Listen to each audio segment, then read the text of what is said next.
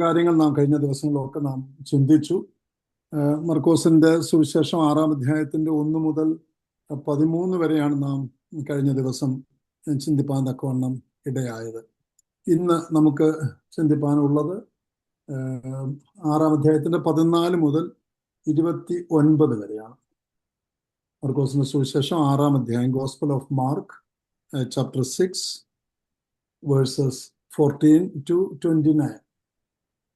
ആരെങ്കിലും ഒന്നത് മലയാളത്തിലോ ഇംഗ്ലീഷിലോ അതൊന്ന് വായിച്ചാൽ കൊള്ളാം. ഒന്ന് ശബ്ദം. ഇങ്ങനെ അവന്റെ പേർ പ്രസിദ്ധമായി വരികയാൽ ഹെരോദ രാജാവ് കേട്ടിട്ട്, യോഹന്നാൻ സ്നാപകൻ മരിച്ചവരുടെ ഇടയിൽ നിന്ന് ഉയർത്തെഴുന്നേറ്റിരിക്കുന്നു, അതുകൊണ്ട് ഈ ശക്തികൾ അവനിൽ വ്യാപരിക്കുന്നു എന്ന് പറഞ്ഞു. അവൻ ഏലിയാവാകുന്നു എന്ന് മറ്റു ചിലർ പറഞ്ഞു. വേറെ ചിലർ അവൻ പ്രവാചകന്മാരിൽ ഒരുത്തനെ പോലെ ഒരു പ്രവാചകൻ എന്ന് പറഞ്ഞു. അത് ഹെരോദാവ് കേട്ടാരെ, ഞാൻ തലവെട്ടിച്ച യോഹന്നാൻ ആകുന്നു, അവൻ ഉയർത്തെഴുന്നേറ്റിരിക്കുന്നു എന്ന് പറഞ്ഞു. ഹെരോദ തന്റെ സഹോദരനായ ഫിലിപ്പോസിന്റെ ഭാര്യ ഹെരോദയെ പരിഗ്രഹിച്ചതുകൊണ്ട് അവൾ നിമിത്തം ആളയച്ച് യോഹന്നാനെ പിടിച്ച് തടവിലാക്കിയിരുന്നു. സഹോദരന്റെ ഭാര്യയെ പരിഗ്രഹിക്കുന്നത് നിനക്ക് വിഹിതമല്ല എന്ന് യോഹന്നാൻ ഹെരോദാവോട് പറഞ്ഞിരുന്നു. ഹെരോദ്യയോ അവന്റെ നേരെ പകവെച്ച് അവനെ കൊല്ലുവാനും ഇച്ഛിച്ചു. സാധിച്ചെടുത്താനും യോഹന്നാൻ നീതിയും വിശുദ്ധിയും ഉള്ള പുരുഷൻ എന്ന് ഹെരോദാവ് അറിഞ്ഞ് അവനെ ഭയപ്പെടുകയും അവനെ കാത്തുകൊള്ളുകയും ചെയ്തു. അവന്റെ വചനം കേട്ടിട്ട് വളരെ കലങ്ങിയെങ്കിലും സന്തോഷത്തോടെ കേട്ടുപോന്നു. എന്നാൽ ഹെരോദാവ് തന്റെ ജനനോത്സവത്തിൽ തന്റെ മഹത്തുക്കൾക്കും സഹസ്രാധിപന്മാർക്കും ഗലീലയിലെ പ്രമാണികൾക്കും വിരുന്ന് കഴിച്ചപ്പോൾ ഒരു തരം വന്നു. ഹെരോദ്യയുടെ മകൾ അകത്തു ചെന്ന് നൃത്തം ചെയ്ത് ഹെരോദാവിനെയും വിരുന്നുകാരെയും പ്രസാദിപ്പിച്ച സമയം മനസ്സുള്ളത് എന്തെങ്കിലും എന്നോട് ചോദിച്ചു കൊള്ളുക, നിനക്ക് തരാം എന്ന് രാജാവ് ബാലയോട് പറഞ്ഞു. എന്തു ചോദിച്ചാലും രാജ്യത്തിന്റെ പകുതിയോളം ആയാലും നിനക്ക് തരാം എന്ന് സത്യം ചെയ്തു. അവൾ പുറത്തിറങ്ങി അമ്മയോട്, ഞാൻ എന്തു ചോദിക്കണം എന്ന് ചോദിച്ചതിന്, യോഹന്നാൻ സ്നാപകന്റെ തല എന്ന് അവൾ പറഞ്ഞു. ഉടനെ അവൾ ബന്ധപ്പെട്ട് രാജാവിന്റെ അടുക്കൽ ചെന്ന്, ഇപ്പോൾ തന്നെ യോഹന്നാൻ സ്നാപകന്റെ തല ഒരു തളികയിൽ തരയണം എന്ന് പറഞ്ഞു. രാജാവ് അതിദുഃഖിതനായി, എങ്കിലും ആണയെയും വിരുന്നുകാരെയും വിചാരിച്ച് അവളോട് നിഷേധിപ്പാൻ മനസ്സിലാഞ്ഞു. ഉടനെ രാജാവ് ഒരു അകമ്പടിയെ അയച്ച് അവന്റെ തല കൊണ്ടുവരുവാൻ കൽപ്പിച്ചു. അവൻ പോയി തടവിൽ അവനെ ശിരച്ഛേദം ചെയ്തു. അവന്റെ തല ഒരു തളികയിൽ കൊണ്ടുവന്ന് ബാലയ്ക്ക് കൊടുത്തു. ബാല അമ്മയ്ക്ക് കൊടുത്തു. അവന്റെ ശിഷ്യന്മാർ അത് കേട്ടിട്ട് വന്ന് അവന്റെ ശവം എടുത്ത് ഒരു കല്ലറയിൽ വെച്ചു. ഹല്ലേലൂയ. നമുക്ക് പ്രാർത്ഥിക്കാം. പരിശുദ്ധ പിതാവേ, നന്ദിയോടെ ഞങ്ങൾ അങ്ങയെ സ്തുതിക്കുന്നു. ഒരുമിച്ച് ഞങ്ങൾക്ക് കർത്താവ് അങ്ങയുടെ സന്നിധിയിൽ നിന്നായിരിക്കാനിടയായല്ലോ. കർത്താവെ, ഞങ്ങൾ വായിച്ചു കേട്ട ഭാഗത്തിനായിട്ട് നന്ദിയോടെ സ്തോത്രം. അത് തിരുവചനമാണ്, അത് മാധുര്യമുള്ള വചനമാണ്. എന്നാൽ ഞങ്ങളുടെ ഹൃദയങ്ങളെ ഒന്ന് കുത്തിത്തുളച്ച് ചെന്ന് അത് ഞങ്ങളുടെ ഹൃദയത്തിൽ പരിവർത്തനം വരുത്തുവാൻ ആവശ്യമായ വചനവുമാണ്. കർത്താവെ, ആ വചനത്തെ അവിടുന്ന് ഞങ്ങൾക്ക് വിഭാഗിച്ച് നൽകണം. അവിടുന്ന് സർവ്വമഹത്വം എടുക്കണം. യേശു ക്രിസ്തുവിന്റെ ധന്യമായ നാമത്തിൽ തന്നെ, ആമേൻ. നാം ആദ്യം അതിൻ്റെ ഭാഗത്ത് കണ്ടത് 14-ാം വാക്യത്തിൽ നാം വായിച്ചത്, ഇങ്ങനെ അവന്റെ പേർ പ്രസിദ്ധമായി വരികയാൽ ഹെരോദാവ് രാജാവ് കേട്ടിട്ട്, യോഹന്നാൻ സ്നാപകൻ മരിച്ചവരുടെ ഇടയിൽ നിന്ന് ഉയർത്തെഴുന്നേറ്റിരിക്കുന്നു, അതുകൊണ്ട് ഈ ശക്തികൾ അവനിൽ വ്യാപരിക്കുന്നു എന്ന് പറഞ്ഞു. അവൻ ഏലിയാവാകുന്നു എന്ന് മറ്റു ചിലർ പറഞ്ഞു. വേറെ ചിലർ അവൻ പ്രവാചകന്മാരുടെ ഒരുത്തനെ പോലെ ഒരു പ്രവാചകൻ എന്ന് പറഞ്ഞു. എന്നാൽ ഹെരോദാവ് അത് കേട്ടാൽ തല വെട്ടിച്ച യോഹന്നാനാകുന്നു അവൻ ഉയർത്തെഴുന്നേറ്റിരിക്കുന്നു എന്ന് പറഞ്ഞു. യേശുവിനെ പറ്റിയുള്ള ചില വാദപ്രതിവാദങ്ങൾ നമുക്ക് അവിടെ കാണുവാൻ തക്കവണ്ണം സാധിക്കും. അവൻ ആരായിരുന്നു, യേശു ആരാണ്, ഓരോരുത്തരുടെയും ചിന്തയിൽ കൂടെ, ഭാവനയിൽ കൂടെ അവരത് ചിന്തിച്ചെടുക്കുകയാണ്. അവരുടെ ബുദ്ധിയിൽ കൂടെ അവർ മനസ്സിലാക്കുവാൻ ശ്രമിക്കുകയാണ് ആരാണ് യേശു എന്നുള്ളത്. നാം ഇതിൻ്റെ കഴിഞ്ഞ ആഴ്ച നാം ചിന്തിച്ച ഭാഗങ്ങളിൽ യേശു അവൻ്റെ സ്വന്തം പട്ടണത്തിലേക്ക് കടന്നു വന്നപ്പോൾ അവൻ്റെ വീട്ടുകാർ, അവൻ്റെ നാട്ടുകാർ, അയൽവക്കത്തുകാർ, സ്വദേശക്കാർ, യേശുവിനെ അറിയുന്ന പ്രിയപ്പെട്ടവരൊക്കെ അനേകരുണ്ട്. അത് ബന്ധുക്കളാകാം, പരിചിതരാകാം, മറ്റ് ജാതി മതസ്ഥരാകാം, എന്നാൽ ചുറ്റുപാടുമുള്ളവരാണ്. അപ്പോൾ അവിടെ യേശുവിനെ കണ്ടു, യേശുവിൻ്റെ വാക്കുകളൊക്കെ കേട്ട്, യേശു ചെയ്യുന്ന അത്ഭുതങ്ങളൊക്കെ കണ്ടപ്പോഴൊക്കെ നാം എന്താണ് കാണുന്നത്? അവനെ നിരസിച്ച ഒരു പട്ടണത്തെയാണ് നാം കാണുന്നത്. സ്വന്തം പട്ടണം, ആ പ്രവാചകന്റെ സ്വന്തം പട്ടണമാണ്. അവിടെയാണ് അവന് ഏറ്റവും വലിയ കീർത്തി ലഭിക്കേണ്ടത്. നാട്ടുകാർ അവനെ, അല്ലെ വീട്ടുകാർ അവനെ ഏറ്റവും ഉയർത്തി ലോകത്തിന് സമർപ്പിക്കേണ്ടതാണ്, പൊക്കി കാണിക്കേണ്ടതാണ്, അല്ലേ? നമ്മുടെ നമ്മുടെ നമ്മുടെ നമ്മുടെയൊക്കെ ഭവനങ്ങളിൽ, അല്ലെങ്കിൽ നമ്മുടെ നാട്ടിലൊക്കെ ആരെങ്കിലും, നമ്മുടെ കുടുംബങ്ങളിലൊക്കെ ആരെങ്കിലും ഒരു നല്ലൊരു ക്രെഡിറ്റ് ഉള്ള കാര്യം ചെയ്തു കഴിഞ്ഞാൽ നമ്മളൊക്കെ അവരെ ഉയർത്തി കാണിക്കും, അല്ലേ?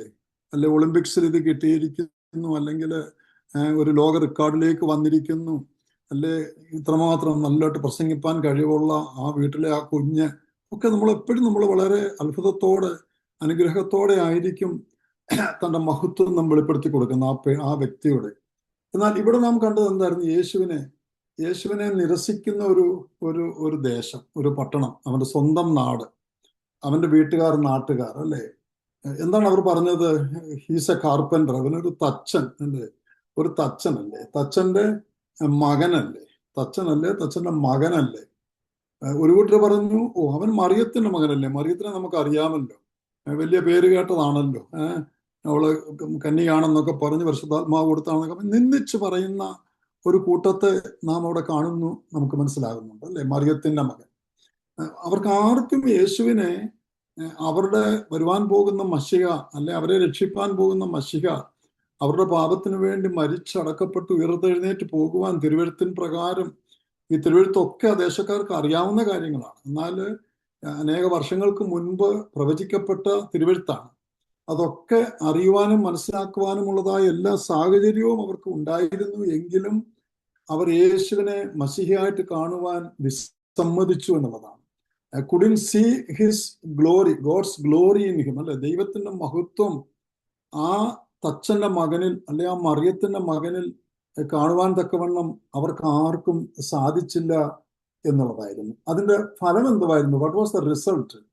their assumptions became a barrier to their faith, അല്ലെ? അവരുടെ വിശ്വാസത്തിന് ഒരു അതിർവരമ്പ് ഇട്ടുകൊടുക്കേണ്ടതായിട്ട് വന്നു. ആ വിശ്വാസത്തിൽ അവർക്ക് മുൻപോട്ട് പോകുവാൻ, അല്ലെങ്കിൽ ഈ കാണുന്നതാണ് സാക്ഷാൽ യേശു, അവൻ ചെയ്യുന്ന അത്ഭുതങ്ങൾ, അവൻ പറയുന്ന വാക്കുകൾ, അവന്റെ ഓരോ പ്രവർത്തനങ്ങളും, അവർക്കത് തിരുവെഴുത്തിൻ പ്രകാരം, പ്രവചനപ്രകാരം അവർക്ക് അതിനെ ഒന്ന് താരതമ്യം പഠിച്ചു നോക്കാമായിരുന്നു. എന്നാൽ അതിനൊന്നും അവർ മനസ്സ് വെച്ചില്ല എന്നുള്ളതാണ്. അപ്പോൾ തിരുവെഴുത്തിൻ പ്രകാരം അവർ ചിന്തിച്ചിരുന്നു എങ്കിൽ അവർ യേശുവിനെ അപ്പോൾ തന്നെ കണ്ടുമുട്ടുമായിരുന്നു എന്നുള്ളതാണ്. എന്നാൽ യേശുവിന്റെ മഹത്വം ദർശിപ്പാൻ തക്കവണ്ണം അവർക്ക് സാധിച്ചില്ല എന്നുള്ളതായിരുന്നു.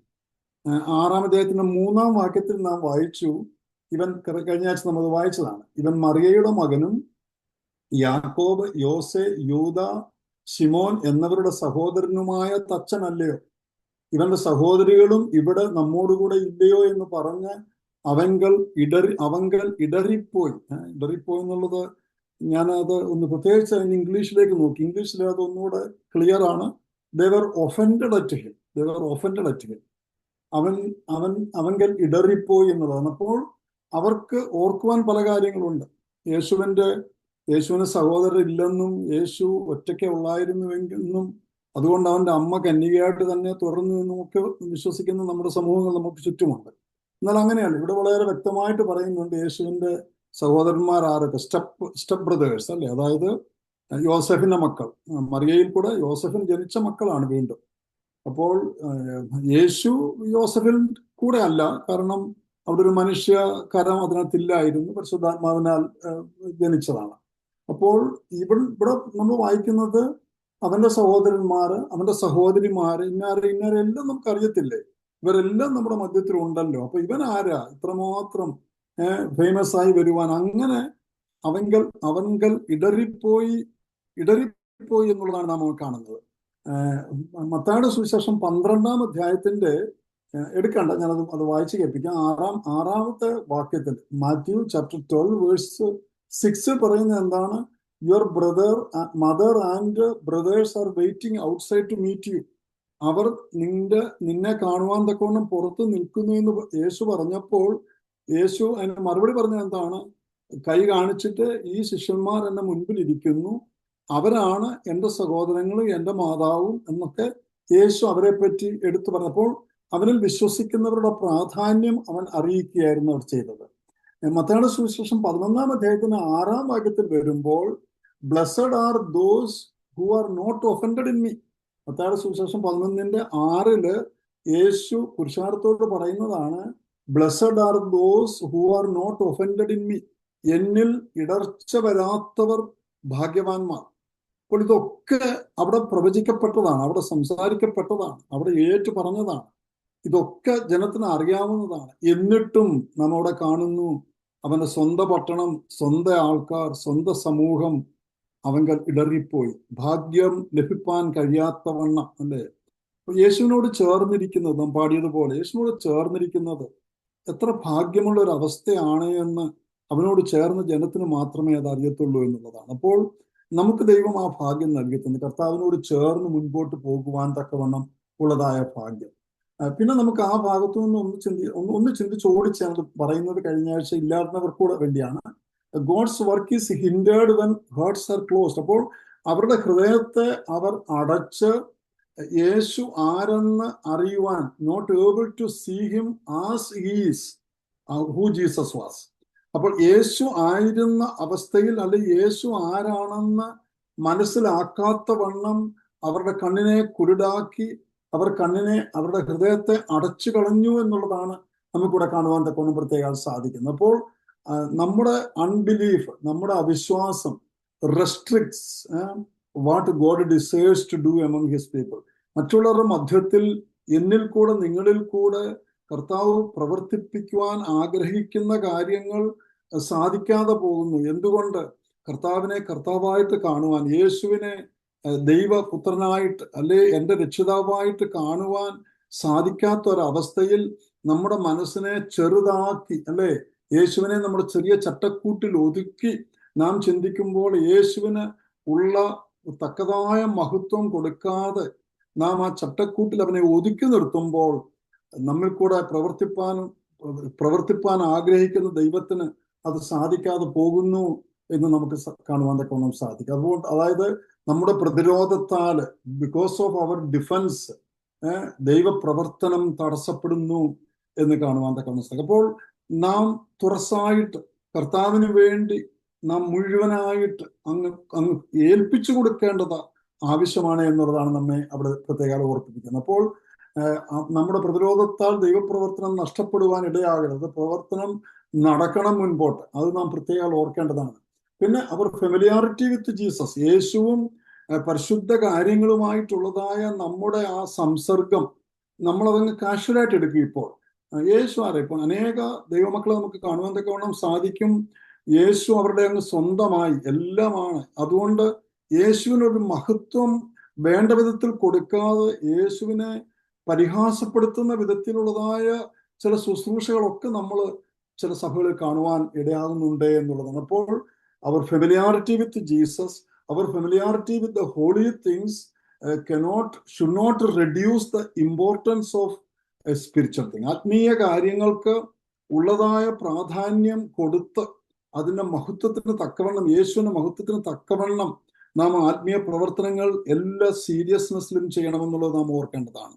പലപ്പോഴും നാം വളരെ ലൈറ്റായിട്ട് എടുക്കാറുണ്ട്. കാരണം ഇപ്പോൾ സഭയിൽ ശുശ്രൂഷകൾ ചെയ്യുന്നവരായാലും അത് ചെയ്ത് അങ്ങ് ഒരു പ്രാക്ടീസായി കഴിയുമ്പോൾ അതൊരു കാഷ്വലായി അങ്ങ് മാറുകയാണ്. ആ എല്ലാ ആഴ്ചയും അതിൻ്റെ പ്രാധാന്യം എന്താണ്, യേശു ആരാണ്, യേശുവിൻ്റെ ശരീരത്തിൻ്റെ ഭാഗമായി ഞാൻ തീരുവാൻ പോകുമ്പോൾ, അല്ലെ ആ യേശുവിൻ്റെ ശരീരത്തെ ഓർമ്മിപ്പിക്കുന്ന ആ അപ്പവും പാനപാത്രവും എടുത്തു കൊടുക്കുന്ന ആ ശുശ്രൂഷ പക്ഷെങ്കിൽ ചെയ്യുമ്പോൾ നാം അതിന് വേണ്ട ഇമ്പോർട്ടൻസ് കൊടുക്കാതെ കാഷ്വലായിട്ട് കടന്നു പോകുന്നത് നമുക്ക് അനേർക്ക് കാണുവാൻ തക്കവണ്ണം സാധിക്കുന്നുണ്ട്. അതുപോലെ തന്നെ കഴിഞ്ഞ ഭാഗത്തിൽ അതിനുശേഷം നാം ചിന്തിച്ചത് ആ 12 ശിഷ്യന്മാരെ ഒരുമിച്ച് കർത്താവ് പുറത്തേക്ക് വിടുന്നതാണ്. 2 പേരെ കർത്താവ് വേർതിരിച്ച് 2 പേരെ കർത്താവിന്റെ വേലയ്ക്കായിട്ട്, കർത്താവിനെ പറ്റി സാക്ഷിപ്പാൻ, മാനസാന്തരത്തിന്റെ സുവിശേഷം പ്രസംഗിപ്പാൻ, അവരെ രോഗങ്ങളിൽ നിന്ന് സൗഖ്യമാക്കുവാൻ, അവർക്ക് ആത്മാവിന്റെ അഭിഷേകം അവർക്ക് നൽകി കൊടുക്കുവാൻ ഒക്കെ അവരെ പ്രാപ്തരാക്കി, ഫിറ്റാക്കി, യോജിക്കുന്ന വിധത്തിൽ അവരെ അയക്കുന്നു എന്ന് കാണുവാൻ തക്കവണ്ണം നമുക്ക് സാധിക്കുന്നുണ്ട്. അപ്പോൾ ആ ഒരു മിഷൻ കർത്താവ് തുടങ്ങുകയാണ്. ആ പ്രവർത്തനത്തിൽ കൂടെ ആ ഈരണ്ട് പേരെ അയച്ചതിന്റെ അർത്ഥം തന്നെ the mission thrives through the team work and partnership, അല്ലെ? Not in isolation. അവർ ഒരുമിച്ച് ചേർന്ന് വ്യക്തി രീതിയിൽ നമുക്ക് സുവിശേഷം അറിയിപ്പാൻ ഒക്കുമെങ്കിലും അവിടെ എപ്പോഴും നമ്മുടെ ഒരു കൂട്ടായ്മ, ഒരു ഫെലോഷിപ്പ്, അതിന് പ്രാധാന്യം കൊടുക്കുന്നതായിട്ട് നമുക്ക് കാണുവാൻ തക്കവണ്ണം സാധിക്കുന്നുണ്ട്. അപ്പോൾ Jesus sends them by 2 and 2, അല്ലെ? ഈരണ്ട് പേരെ അവരെ അയക്കുകയാണ്, അവരെ ശക്തിപ്പെടുത്തുന്നു. Gives them authority over the unclean spirit. അശുദ്ധാത്മാക്കളുടെ മേൽ അവർക്ക് അധികാരം കൊടുക്കുന്നു. അതിന്റെ അർത്ഥം യേശുവാണ് അവരുടെ ജീവിതത്തിൽ എല്ലാം. അവരുടെ ശക്തി യേശുവാണ്. അവരുടെ പ്രൊവിഷൻ ഇതാണ്. അവരൊന്നും കൊണ്ടുപോകേണ്ട, അവർ കൈയായിട്ട് കടന്നു പോവുക എന്ന് പറയുമ്പോൾ യേശു അവരെ സജ്ജമാക്കുകയാണ്. അവർക്ക് വേണ്ടതെല്ലാം യേശു തക്ക സമയത്ത് അവരുടെ ഡെയിലി ബ്രെഡ്, അവർക്ക് വേണ്ടിയ സാധനങ്ങൾ, അവർക്ക് കുടിക്കേണ്ട കാര്യങ്ങൾ, അവരുടെ ഡ്രസ്സുകൾ ഒക്കെ ദൈവം കരുതിക്കൊള്ളുമെന്നുള്ളതാണ്. ഇസ്രായേൽ ജനത്തെ എത്രയോ ലക്ഷങ്ങൾ, 6 ലക്ഷം പുരുഷന്മാർ, അതായത് 6 ലക്ഷം കുടുംബങ്ങൾ നമുക്ക് ചിന്തിക്കാം. എത്രയോ ലക്ഷങ്ങളാണത്. അപ്പോൾ ഇത്രയും പേരെ മരുഭൂമിയിൽ കൂടെ വാഗ്ദത്ത ദേശത്തേക്ക് ദൈവം അയക്കുവാൻ തക്കവണ്ണം ദൈവം ഒരുപ്പെടുമ്പോൾ എന്താണ് നമുക്ക് മനസ്സിലാവുന്നത്? He was ready to keep them. അവരെ സജ്ജമാക്കി അവർക്ക് വേണ്ടിയതെല്ലാം നൽകിക്കൊടുത്ത് അയക്കുവാൻ തക്കവണ്ണം ദൈവം റെഡി ആയിരുന്നു എന്നുള്ളതാണ്. അപ്പോൾ അവർക്ക് വേണ്ടി എല്ലാം ദൈവം മുൻകരുതി. മന്ന മുൻകരുതി. അവർക്ക് കാടയിറച്ചി വേണമെങ്കിൽ കാടയിറച്ചിയുണ്ട്, അവർക്ക് വെള്ളം വേണമെങ്കിൽ വെള്ളമുണ്ട്.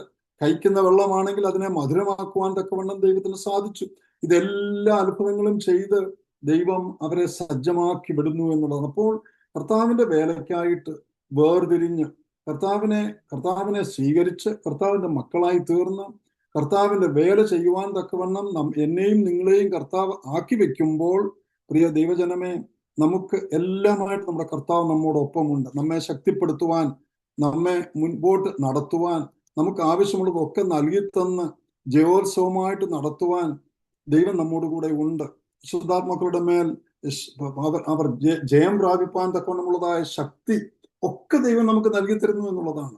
അവിടെ നിരസിക്കുന്ന ആൾക്കാരെ കാണുന്നുണ്ട്. അവിടെ പറയുന്നത്, നീയുള്ളൊരു ഭവനത്തിലേക്ക് ചെല്ലുമ്പോൾ അവിടെ സ്വാഗതം ചെയ്യുന്നില്ല എങ്കിൽ ഷൂസിൽ നിന്ന് കാല് പൊടി തട്ടി കളഞ്ഞിട്ട് നിങ്ങൾ പോകുക. അവർ ന്യായവിധിയിൽ അതൊരു സാക്ഷ്യമായിട്ട് വരും. കാരണം അവിടെ സുവിശേഷമായിട്ട് കടന്നു ചെല്ലുന്നവരെ സ്വീകരിപ്പാൻ മനസ്സ് കാണിക്കാത്തവർ. അപ്പൊ നമ്മളൊക്കെ ഒന്ന് ഓർക്കണം, നമ്മൾ ദൈവമക്കളാണെങ്കിലും അല്ലെങ്കിലും നമ്മുടെ ഭവനങ്ങളിലേക്ക് ദൈവവചനവുമായിട്ട് കടന്നു വരുന്നവരെ എത്രമാത്രം നാം സന്തോഷത്തോടെ സ്വീകരിക്കണം, ആതിഥ്യ സൽക്കാരം കാണിക്കണം. അവരെ അവിടെ പാർപ്പിക്കേണ്ടി വരുന്നുവെങ്കിൽ പാർപ്പിക്കണം. വിധവയുടെ വീടൊക്കെ നമുക്ക് യശയാപ്രവചനത്തിൽ കാണാം. ആ വിധവയുടെ വീട്ടിലേക്ക് കടന്നു ചെല്ലുന്ന സാരഭാത്തിലെ വിധവയൊക്കെ കാണാം. അപ്പോൾ അവിടെ ആവശ്യമായ എല്ലാം കരുതി അവരെ ലുക്കാഫ്റ്റ് ചെയ്യുവാൻ, അവർക്ക് കൊടുക്കുവാൻ തക്കവണ്ണം അവർ എപ്പോഴും റെഡി ആയിരുന്നു എന്നുള്ളതാണ്. അപ്പോൾ നമുക്ക് ആ നിരസിക്കൽ ഒരു ശുശ്രൂഷയുടെ ഭാഗമാണ്. അത് നമ്മെ എതിർക്കുന്നവരുണ്ട്, ഇതിന് വിരോധമായിട്ട് പോകുന്നവരുണ്ട്. എന്നാൽ ഇതിന്റെ ഒക്കെ മധ്യത്തിലും കർത്താവിന്റെ വചനം അതുകൊണ്ട് നമ്മൾ മുന്നോട്ട് പോകണമെന്നുള്ളതാണ്.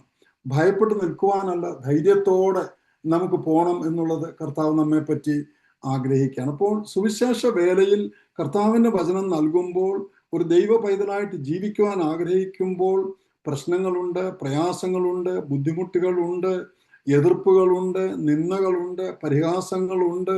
സാത്താൻ ശോധന ചെയ്യുവാൻ തക്കവണ്ണം വീണ്ടും നമ്മുടെ പഴയ സ്വഭാവത്തിലേക്ക് പിടിച്ചുകൊണ്ട് പോകുന്ന രീതികൾ നമുക്ക് കാണാം. ഇതൊക്കെ വലിയ നമ്മെ എങ്ങനെ വീഴ്ത്തിക്കളയാമെന്നുള്ളതായ സാത്താന്റെ പരിശ്രമങ്ങളുടെ ഭാഗങ്ങളാണ്. എന്നാൽ അതിനെയൊക്കെ അതിജീവിച്ച് പ്രിയ ദൈവജനമേ, നാം മുൻപോട്ട് ജീവിക്കേണ്ടത് ഏറ്റവും ആവശ്യമാണ് എന്നുള്ളത് നമുക്ക് കാണുവാൻ തക്കവണ്ണം പ്രത്യേകം സാധിക്കും. നാം ഇന്ന് വായിച്ച ഈ ഭാഗത്തിലേക്ക് കടന്നു വരുമ്പോൾ യേശു അവിടെ അവരുടെ സ്വന്തം ആൾക്കാർ, സ്വന്തം പട്ടണം, സ്വന്തം നാട്ടുകാർ, വീട്ടുകാർ, ബന്ധുക്കള് അവനായി കാണുവാൻ തക്കവണ്ണം സാധിച്ചില്ല. യേശു ആരെന്ന് അവർക്ക് മനസ്സിലാക്കുവാൻ സാധിച്ചില്ല. അതുകൊണ്ടാണ് ആ പട്ടണം കലങ്ങിപ്പോയി. അവരുടെ അവിശ്വാസം കണ്ട് യേശു അത്ഭുതപ്പെട്ടു എന്നാണ് നാം വായിക്കുന്നത്. സ്വന്തം പട്ടണത്തെ പറ്റി എത്രമാത്രം അഭിമാനത്തോട് സ്വന്തം നഗരത്തെ പറ്റി പറയുവാൻ കഴിയേണ്ടവരാണ്. എന്നാൽ അവിടെ യേശുവിനത് പറയുവാൻ സാധിക്കുന്നില്ല. കാരണം അങ്ങനെയുള്ളൊരു ജനത്തെ നമുക്ക് കാണുവാൻ തക്കവണ്ണം പ്രത്യേകം സാധിക്കുന്നുണ്ട്. അപ്പോൾ ഇവിടെ നാം കാണുന്നു യേശു പ്രസിദ്ധനാകുന്നുണ്ട്, അതിന് സംശയമൊന്നുമില്ല. ആര് നിരസിച്ചാലും ആരെതിർത്താലും ആരവനെ സ്വീകരിച്ചില്ലെങ്കിലും യേശു പ്രസിദ്ധനാണ്. അതുകൊണ്ടാണല്ലോ ഈ 2000 വർഷം കൊണ്ട് എത്ര കോടി ജനങ്ങൾ അല്ലേ ഇന്ന് യേശുവിന്റെ നാമം എടുത്ത് യേശു വിശ്വസിക്കുന്ന ജനങ്ങളായി ഭൂലോകത്തിലെ മാക്സിമം ഭൂരിപക്ഷം ജനങ്ങളും ആ ഒരു ക്രിസ്തുവിന്റെ പേരെടുക്കുന്നവരായി തീരുവാൻ തക്കവണ്ണം കാരണം യേശു പ്രസിദ്ധനായി തീർന്നത് കൊണ്ടാണ് എന്നുള്ളതാണ്. അപ്പോൾ യേശുവിനെ പറ്റി ഇവിടെ നാം വായിക്കുന്നത് ജീസസ് ബിക്കെയിം വെൽ നോൺ. അത് കണ്ടപ്പോൾ ഹെരോദാ രാജാവ് എന്താണ് പറയുന്നത്? നാടുവാഴി എന്താണ് പറയുന്നത്? ആ രാജാവ് പറയുന്നത് അത് ഈ യേശുവിനെ യേശുവായിട്ട് കാണുവാൻ അവന് സാധിച്ചില്ല. അവനുമൊക്കെ ചരിത്രങ്ങളെല്ലാം അറിയാം, കാര്യങ്ങളൊക്കെ തിരുവെഴുത്തിൽ രേഖപ്പെടുത്തിയിട്ടുണ്ട് അല്ലെ. അവര് ഒക്കെ പണ്ഡിതന്മാരെ ഒക്കെ വിളിച്ച് കാര്യങ്ങളൊക്കെ ചോദിച്ച് മനസ്സിലാക്കുന്നതാണ്. അവൻ ജനിച്ചപ്പോൾ തന്നെ പണ്ഡിതന്മാരെ വരുത്തി യേശു എവിടെയാണ് ജനിക്കാൻ പോകുന്നത് എന്ന് ആ രാജാവ് ചോദിക്കുന്നുണ്ട്. അപ്പോൾ ഇതിന്റെ ഒക്കെ അർത്ഥം അവർക്ക് മനസ്സിലാക്കുവാൻ പഠിക്കുവാനുള്ളതായ എല്ലാ സാഹചര്യങ്ങളും ചുറ്റുപാടും ഉണ്ടായിരുന്നു എന്നുള്ളതാണ്. എന്നാൽ യേശുവിനെ പറ്റി ഇപ്പോൾ കേൾക്കുമ്പോൾ യേശു പ്രസിദ്ധനായി ഹെരോദാ രാജാവിന്റെ കൊട്ടാരത്തിലും വാർത്തയെത്തി. അപ്പോൾ ഹെരോദാ രാജാവ് എന്താണ് പറയുന്നത്? ഇത് യേശു ഒന്നുമല്ല, മശിഹയൊന്നുമല്ല, ഇത് ഞാൻ തലവെട്ടിക്കളഞ്ഞ യോഹന്നാൻ സ്നാപകനാണ്. ഞാൻ തലവെട്ടിക്കളഞ്ഞ, അവന്റെ ഉള്ളിൽ ആ ഗിൽറ്റി കിടക്കുകയാണ്, ആ കുറ്റബോധം കിടക്കുകയാണ്. അവൻ ഒരു നിഷ്കളങ്കനായ ഒരു ദൈവദാസനെ അവൻ കൊന്നുകളഞ്ഞത് അവൻ ഓർക്കുകയാണ്. അതിന്റെ ചരിത്രം പിന്നെ അങ്ങോട്ട് പറയുന്നുണ്ടല്ലോ എന്തൊക്കെയാ സംഭവിച്ചത് എന്നുള്ളത്. അവൻ കാരണം യോഹന്നാൻ നീതിമാനും വിശുദ്ധനുമാണെന്ന് അറിഞ്ഞ ഹെരോദാവ് അവനെ ഭയപ്പെട്ടു എന്ന് നാം കാണുന്നുണ്ട്. അവനെ ഭയപ്പെട്ടു, അവന്റെ വാക്ക് കേൾക്കുവാൻ അവൻ ആഗ്രഹമായിരുന്നു. അവനെ പലപ്പോഴും വരുത്തി യോഹന്നാനിൽ നിന്ന് പ്രസംഗങ്ങൾ കേൾക്കാറുണ്ടായിരുന്നു. എന്നാൽ ഈ പ്രസംഗം കേട്ടത് കൊണ്ടോ ഒരു മീറ്റിങ്ങിൽ സംബന്ധിച്ചത് കൊണ്ടോ ഇന്ന് ഈ സൂം മീറ്റിങ്ങിൽ ഇരുന്നത് കൊണ്ടോ നാം അനുഗ്രഹം പ്രാപിക്കുന്നില്ല. നമുക്ക് അനുഗ്രഹം പ്രാപിക്കണമെങ്കിൽ നാം ആ കർത്താവിനോട് ചേർന്ന് ജീവിക്കണമെന്നുള്ളതാണ്. ആ കേട്ട പ്രസംഗം നമ്മുടെ ഹൃദയത്തിൽ നാം ആക്കണം, നമ്മുടെ ജീവിതത്തിലേക്ക് അത് കോപ്പി ചെയ്തെടുക്കണം. നമ്മുടെ ആ വചനം നാം എവിടെ നിന്ന് കേൾക്കുന്നുവോ, എവിടെ നിന്ന് നാം വായിച്ച് മനസ്സിലാക്കുന്നുവോ, ആ വചനം നമ്മുടെ ജീവിതത്തിൽ ക്രിയ ചെയ്യണമെന്നുള്ളത് ഏറ്റവും ആവശ്യമാണ് എന്നുള്ളതാണ്. അപ്പോൾ ഇവിടെ അതിൽ സാധിക്കാതെ പോയ ഒരു ഹെരോദാ രാജാവിനെ നമുക്ക് കാണുവാൻ തക്കവണ്ണം സാധിക്കുന്നുണ്ട്. അപ്പോൾ Herod enjoyed listening to John the Baptist പറഞ്ഞ ബുദ്ധിപരമായ കാര്യങ്ങൾ. യോഹന്നാൻ ആണെങ്കിൽ എന്തുവാ, ഒരു കാട്ടുമനുഷ്യനെ പോലെ ആയിരുന്നു. യോഹന്നാൻ സ്നാപകനെ പറ്റി നാം വായിക്കുമ്പോൾ യേശുവിന്റെ കസിനാണ്. യേശുവിനേക്കാൾ ഏതാണ്ട് 6 മാസം എങ്ങാണ്ട് പ്രായം കൂടുതലേ ഉള്ളൂ. അതേ പ്രായമാണ്, ചെറുപ്പക്കാരനാണ്, ശക്തിയുണ്ട്. അവൻ ഭക്ഷിച്ചിരുന്നത് കാട്ടുതേന് അല്ലേ, വെട്ടുക്കിളിയെ ഒക്കെ തിന്നുകൊണ്ട് നടന്ന് കാട്ടില് ജീവിക്കുന്നു. മൃഗങ്ങളുടെ തോലൊക്കെ ധരിച്ചുകൊണ്ട് ഒരു കാട്ടുമനുഷ്യനെ പോലെ ഒരു ജംഗിളിയായിട്ട് ജീവിക്കുന്ന, എന്നിട്ട് വാ തുറന്നാലോ ഇവരെയൊക്കെ കാണുമ്പോൾ എന്തോ പറയുന്നത്, സർപ്പസന്തതികളെ അല്ലെ, സൺ ഓഫ് വൈപ്പേഴ്സ്, ഭയങ്കര ധിക്കാരത്തിലുള്ള ശബ്ദങ്ങളൊക്കെ അതിൽ നിന്ന് നമുക്ക് കേൾക്കുവാൻ. കാരണം ആ പാപത്തെ കാണുമ്പോൾ, അങ്ങനെയുള്ള ജനത്തെ കാണുമ്പോൾ ദ്വേഷം അവന്റെ ഉള്ളിൽ വരികയാണ്. കാരണം ആ ദൈവനീതിയിലായിരിക്കുന്ന ഒരു ദൈവദാസന്റെ സ്വഭാവം താൻ കാണിക്കുകയാണ്. നമുക്കത് പലപ്പോഴും അപ്രിയമായിട്ട് തോന്നുമെങ്കിലും ദൈവത്തിന്റെ കൃപയാൽ, ദൈവം കൊടുത്തിരിക്കുന്ന കൃപയ്ക്ക് അനുസരിച്ച് അവനത് പറയുകയാണ്. അപ്പോൾ ആ ഒരു സമയത്ത് ആ രീതിയിൽ ഈ ജനത്തോട് സംസാരിക്കേണ്ട ആവശ്യമുണ്ടായിരുന്നു. അതുകൊണ്ടാണ് സർപ്പസന്തതികളെ വരൂ, മാനസാന്തരപ്പെടണം, ദൈവരാജ്യത്തിന്റെ അവകാശികളാകണമെന്നുള്ള സന്ദേശം വളരെ കർശനമായിട്ട് നൽകി കൊടുക്കുകയായിരുന്നു. അവിടെയാണ് അപ്പോൾ ഈ പ്രസംഗം കേൾക്കാൻ ഈ രാജാവും ആഗ്രഹിച്ചത്. പ്രസംഗം കേൾക്കുന്നു, അതെ, പക്ഷെ നെവർ റിപ്പന്റഡ് അല്ലേ. അവന്റെ പാപ പ്രവർത്തനങ്ങളിൽ നിന്ന് അവന് പിൻപോട്ട് പോകുവാൻ തക്കവണ്ണം സാധിച്ചില്ല എന്നുള്ളതാണ്. സർമൺ കേൾക്കാൻ ഈസിയാണ്, നമുക്ക് കേട്ടാൽ നമുക്ക് വളരെ ഇമ്പമായിട്ട് തോന്നാം അല്ലേ. നല്ല ഉദാഹരണങ്ങളൊക്കെ വെച്ച് നല്ല നല്ല വാക്കുകളിലൊക്കെ ഓരോ ദൈവദാസന്മാർ പ്രസംഗിക്കുമ്പോൾ നമുക്കിത് ഇമ്പകരമായി തോന്നുമെങ്കിലും പ്രിയ ദൈവജനമേ, അതിൻ്റെ ഓരോ വാക്കുകളും പരിശുദ്ധാത്മാവ് ദൈവവചനമായിട്ട് നമ്മുടെ ഉള്ളിലേക്ക് പകർന്നു തരികയാണ്. അതെന്തിന്? നാം അത് കേൾക്കണം, നാം അത് പഠിക്കണം, നാം അത് മനസ്സിലാക്കണം, നമ്മുടെ ഹൃദയത്തിലേക്ക് അത് സംഗ്രഹിക്കണം, നമ്മുടെ ജീവിതത്തിന്റെ പ്രവൃത്തി പദത്തിലേക്ക് അത് കൊണ്ടുവരണമെന്നുള്ളതാണ് കർത്താവ് ആഗ്രഹിക്കുന്നത് എന്നുള്ളതാണ്. അപ്പോൾ ഹെരോദാ രാജാവ് ഒരിക്കലും അത് ചെയ്തില്ല. എന്നിട്ട് യോഹന്നാൻ സ്നാപകനെ ഒടുവില് പിടിച്ച് ജയിലിടേണ്ടി വന്നു. എന്തിന്? കാരണം അവൻ പ്രസംഗിക്കുന്ന കൂട്ടത്തിൽ പറഞ്ഞു, ഹെരോദാ രാജാവേ, നീ ഈ ചെയ്യുന്നത് ശരിയല്ല. നിന്റെ സ്വന്തം സഹോദരന്റെ ഭാര്യയെ നീ പരിഗ്രഹിക്കുന്നു, നീ വെച്ചിരിക്കുന്നു, കീപ്പായിട്ട് വെച്ചിരിക്കുന്നു, അല്ലെ ഭാര്യയാക്കി വെച്ചിരിക്കുന്നു. അത് പാടില്ല എന്നുള്ളതായ തെറ്റ് ചൂണ്ടിക്കാണിച്ചു കൊടുത്തത് കൊണ്ട് യോഹന്നാൻ സ്നാപകനെ തടവിലാക്കിയിരുന്നു എന്നുള്ളത്. എന്നാൽ അവനെ കൊന്നുകളയുവാൻ തക്കവണ്ണം ആ സ്ത്രീ, ഹെരോദ്യ എന്ന് പറയുന്ന സ്ത്രീ, തൻ്റെ ബ്രദർ ഫിലിപ്പ് രാജാവിൻ്റെ, ഫിലിപ്പ് ഒരു പ്രിൻസ് ആയിരിക്കും, ഒരു രാജകുമാരനാണല്ലോ, അദ്ദേഹത്തിന്റെ ഭാര്യ അവനെ കൊന്നുകളയുവാൻ തക്കവണ്ണം ഒക്കെ പ്രേരണ കൊടുക്കുന്നുണ്ട്. പക്ഷെങ്കിൽ അവനെ ഭയന്നു. കാരണം അവൻ നിഷ്കളങ്കനാണ്, നീതിമാനാണ്, ദൈവദാസനാണ്. ഇതൊക്കെ അറിയാവുന്ന ഹെരോദാവ് അവനെ കൊല്ലാൻ ശ്രമിക്കാതെ അവനെ രക്ഷിച്ചുകൊണ്ട് പോവുകയാണ്. പക്ഷെ അവൻ തടവിലായിരുന്നു എന്നുള്ളതാണ്. അപ്പോൾ നാം അവനെ കാണുന്നുണ്ട്. ഒടുവിൽ ഒരു മരണത്തിലേക്ക് പോകേണ്ടുന്നതായ സംഗതി അവിടെ കടന്നു വരുന്നതായിട്ട്. അപ്പോൾ സാത്താൻ ചുറ്റിനുമുണ്ട്, മരണം ചുറ്റും പതിയിരിക്കുന്നു. വളരെ ചുരുങ്ങിയ ഒരു കൊച്ചു ശുശ്രൂഷയെ യോഹന്നാൻ സ്നാപകൻ ചെയ്തു എന്നുള്ളതാണ്.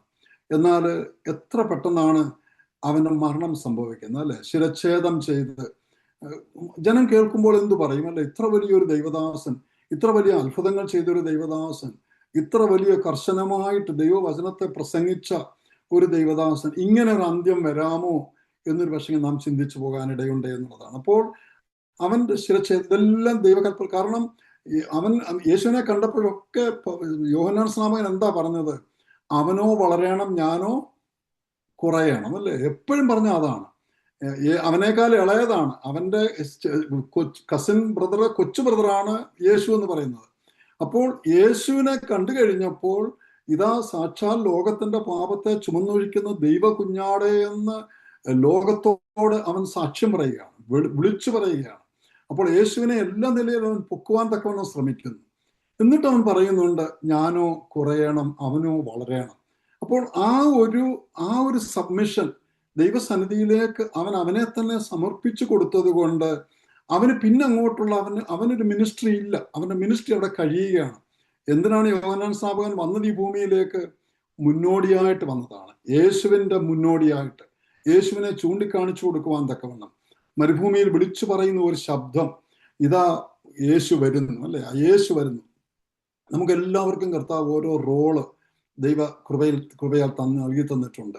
ആ കൃപ നമ്മൾ ദൈവസന്നിധിയിൽ നാം വിനിമയം ചെയ്യേണ്ടതാണ്. ആ ലഭിച്ച 1 താലന്ത്, 2 താലന്ത്, 5 താലന്ത്, എത്ര താലന്തുകൾ നമുക്ക് ദൈവം നൽകി തന്നിട്ടുണ്ടോ അത് കർത്താവിനായിട്ട് വിനിമയം ചെയ്ത്, വ്യാപാരം ചെയ്ത് കർത്താവിൻ്റെ രാജ്യത്തിന് ലാഭം കൊണ്ടുവന്നവരായിരിക്കണമെന്നാണ് കർത്താവ് നമ്മെ പറ്റി ആഗ്രഹിക്കുന്നത്. പലപ്പോഴും നമുക്ക് പല കാരണങ്ങളാൽ അത് സാധിക്കാതെ വരുന്നു എന്നുള്ളതാണ്.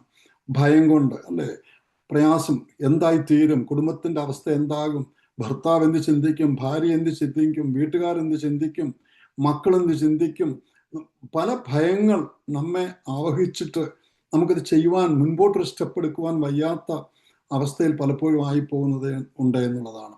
എനിക്കറിയാം, ഇപ്പോൾ മറ്റൊരു പശ്ചാത്തലത്തിൽ നിന്ന് വരുന്നവര്, അവർക്ക് വലിയ ബുദ്ധിമുട്ടുകളും പ്രയാസങ്ങളും ഒക്കെ കാണും. പക്ഷെ ഒരു കാര്യം ഓർക്കണം, ഞങ്ങളുടെ ഒക്കെ മാതാപിതാക്കൾ, ഞങ്ങളുടെ ഗ്രാൻഡ് പേരൻസ് ഒക്കെ അങ്ങനെ വന്നവരാണ്.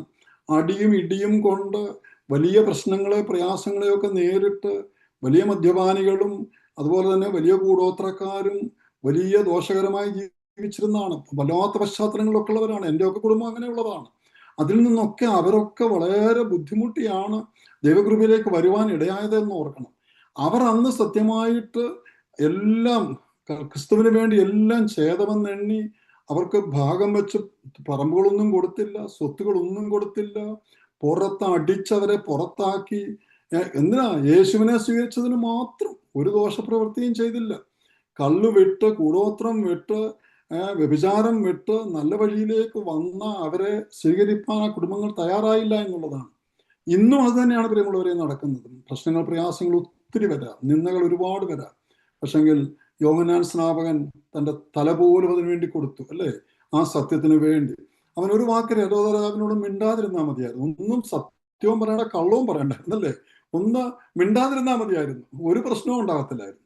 അവിടെ നടക്കുന്ന ഒക്കെ ആ കൊട്ടാരത്തിൽ നടക്കുമെന്നുള്ളത്. എന്നാൽ അവിടെ നടക്കുന്ന വ്യഭിചാരം, രാജാവ് തൻ്റെ സഹോദരന്റെ ഭാര്യയെ വ്യഭിചരിക്കുന്നത് അത് തെറ്റാണ് എന്ന് ലോകസമക്ഷം വിളിച്ചു പറയുവാൻ, അല്ലെങ്കിൽ ആ രാജാവിന്റെ മുഖത്ത് നോക്കി പറയുവാനുള്ള ധൈര്യം ആ ദൈവദാസൻ കാണിച്ചു. അതുമൂലം തൻ്റെ തല ശിരച്ഛേദം ചെയ്തു. പക്ഷെ ഒരു കാര്യം ഓർക്കണം, അവൻ മരിച്ചു കഴിഞ്ഞപ്പോൾ എന്താണ് അവിടെ സംഭവിക്കുന്നത്? അവൻ്റെ ശിഷ്യന്മാർ അത് കേട്ടിട്ട്, യേശുവിൻ്റെ ശിഷ്യന്മാർ അത് കേട്ടിട്ട് വന്ന് ആ നീതിമാന്റെ ശരീരം എടുത്തു കൊണ്ടുപോയി നല്ല ഒരു ശവമടക്കം കൊടുക്കുന്നതാണെന്നുള്ളതാണ്.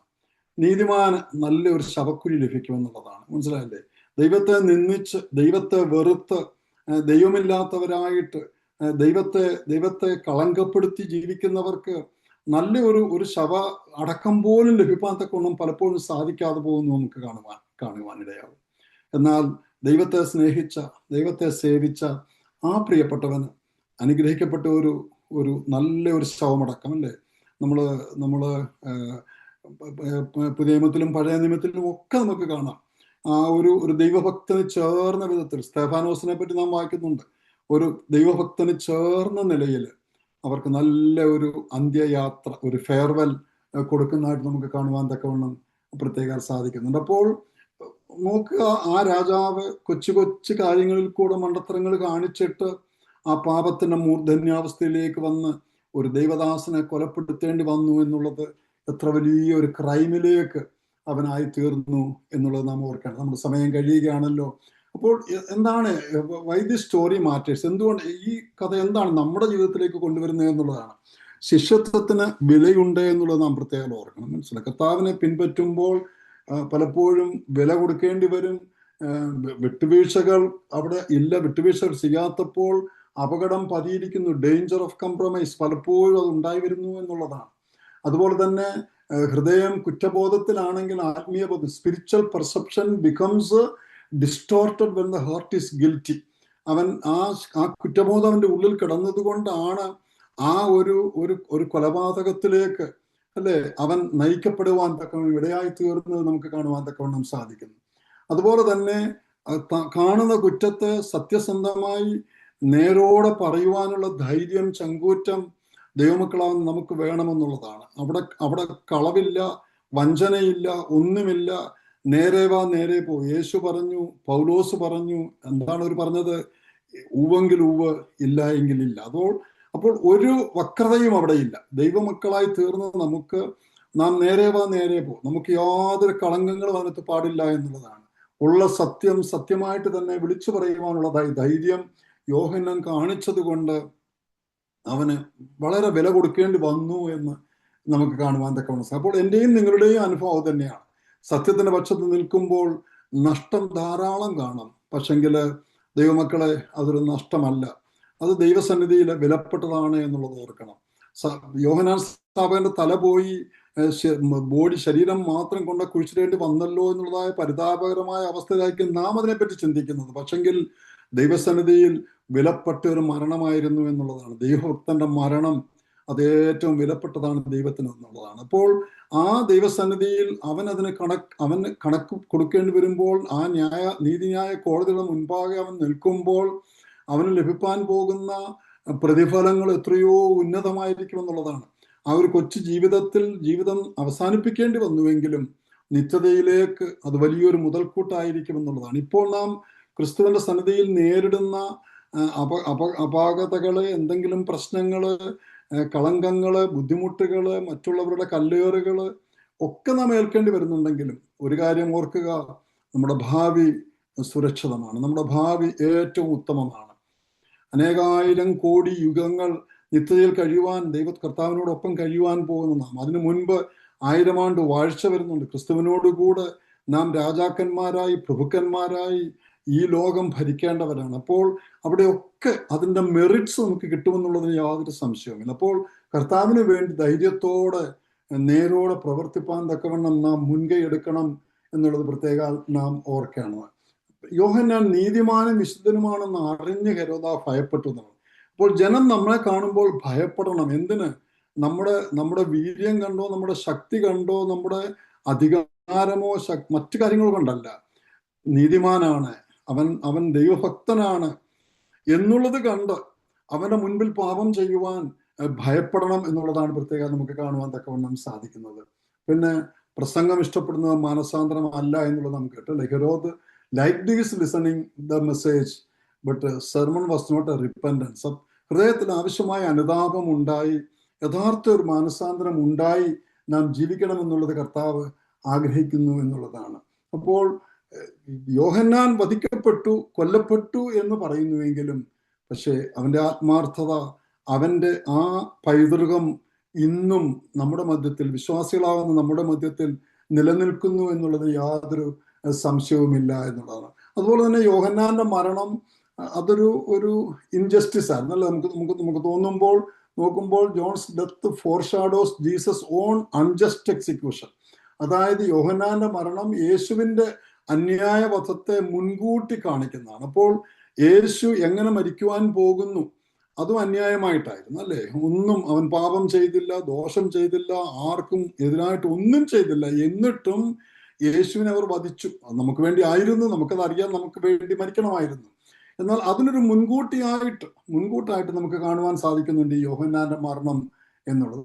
അപ്പോൾ രാജ്യം നമ്മുടെ കഷ്ടതകളിൽ കൂടെയാണ് നാം ഈ ദൈവരാജ്യത്തിൽ മുൻപോട്ട് പോകേണ്ടുന്നത് എന്ന് നാം പ്രത്യേകം ഓർക്കണം. അപ്പോൾ നമ്മുടെ വിശ്വസ്തതയ്ക്ക്, നമ്മുടെ നിഷ്കളങ്കതയ്ക്ക്, നമ്മുടെ കർത്താവിൻ്റെ വേല ചെയ്യുവാനുള്ളതായ നമ്മുടെ ആ ഉണർവിന് പലപ്പോഴും നമുക്ക് തിരിച്ചടി ലഭിക്കും, ദോഷമുണ്ടാകും, വില കൊടുക്കേണ്ടി വരും.